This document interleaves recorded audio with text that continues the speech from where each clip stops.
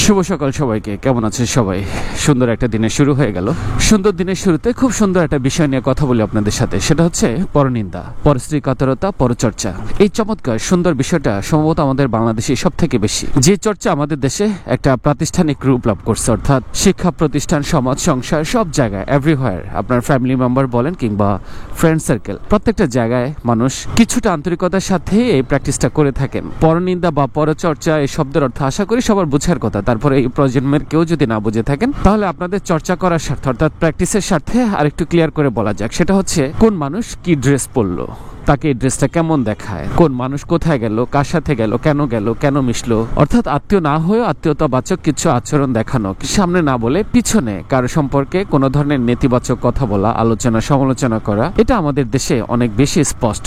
আমাদের ভিতরে ব্যক্তিগত চর্চার বাইরেও সামাজিক যোগাযোগ মাধ্যমেও এটা খুব ক্লিয়ারলি দেখতে পাই। লাইক আমাদের সোশ্যাল মিডিয়াতে আমাদের পছন্দের মানুষ, বিশেষ করে সেলিব্রিটি অংশের যারা আছেন, এগুলো নিয়ে আমরা সাধারণ মানুষের যেরকম আগ্রহ দেখাই, একই সাথে এ সমস্ত নিউজ প্রচার করতে আমাদের মিডিয়াগুলো সরব থাকে। এনিওয়েজ, রাস্তায় উঠে গেলাম। সম্ভবত একটু জোরে কথা বলতে হবে আপনাদের সাথে, কারণ রাস্তায় গাড়ির স্পিড এবং অন্যান্য ভেহিকল সাউন্ডসে জোরে কথা না বললে হয়তো অনেক কথা ক্লিয়ারলি শোনা যায় না। যেটা বলতেছিলাম যে পরশ্রী কাতরতা, অর্থাৎ অন্যের ব্যাপারে চর্চা করা, অন্যের ব্যাপারে নাক গলানো, যার বিষয়ে নাক গলানোর দায়িত্ব আপনাকে দেওয়া হয় না সেই বিষয়ে আপনার কথা বলা, এই ধরনের স্বভাব আমাদের ছেলে মেয়ে, ছোট বড় সবার মধ্যেই টুকটাক কম বেশি আছে। তবে খুব কম সংখ্যক মানুষ আছেন যারা এই ব্যাপারটাকে ঘৃণা করেন। দেখে না দেখে, বুঝে না বুঝে মানুষকে জাজ করে ফেলা, তার ভেতর বাহির সবকিছুকে স্ক্যান করে ফেলা। কোনো আচরণ, কোনো ভালো অ্যাক্টিভিটিস, কোনো কিছুর মাধ্যমে আপনি কখনো কাউকে খুশি রাখতে পারবেন না। কথাগুলো বেশ পুরনো এবং সর্বজ্ঞাত, সবাই জানে, তারপরে আমরা এই কথাগুলো বারবার রিপিট করি যখনই আমরা কোনো সিচুয়েশনের মাঝখান দিয়ে যাই। তবে এই চর্চা বাঙালি জাতি ছাড়া আমার মনে হয় না অন্য কোনো সম্প্রদায়ের মধ্যে এতটা প্রকট, এতটা তীব্র।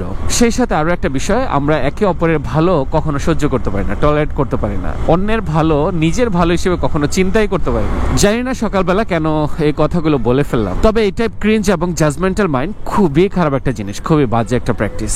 এই জেনারেশনের কেউ যদি আমার ভিডিও দেখে থাকেন, অন্তত তাদের কাছে আমার রিকোয়েস্ট থাকবে, এই বাজে প্র্যাকটিসটাকে টেনে অন্য কোনো জেনারেশনের কাছে যেন আমরা না নিয়ে যাই। ব্যক্তি স্বার্থ চরিতার্থ করার জন্য এই ধরনের নেগেটিভিটি আমরা যেন সমাজে না ছড়াই। ব্যস্ত একটা দিনের শুরু, সবাই ব্যস্ত। যথারীতি আমার অফিসের উদ্দেশ্যে বের হয়ে গেলাম। আলহামদুলিল্লাহ, দিনটাকে সুন্দর বলতে হবে। বিশ্বাস করতে চাই দিনটা প্রত্যেকের জন্য ভালো যাবে। তবে কারো কাছে যদি প্রত্যাশা অনুযায়ী ধরা না দেয়, অনুরোধ করব সবাইকে ধৈর্য রাখার। এখানে এই যে প্যাসেঞ্জার নামাচ্ছে বাসটা এবং এই ভদ্রলোকরা দাঁড়ায় আছেন, এখানে লেখা আছে বাস দাঁড়ানো নিষেধ, কিন্তু ওনারাই হেল্প করেন এখানে দাঁড়িয়ে যাত্রী ওঠানামা করানোর জন্য।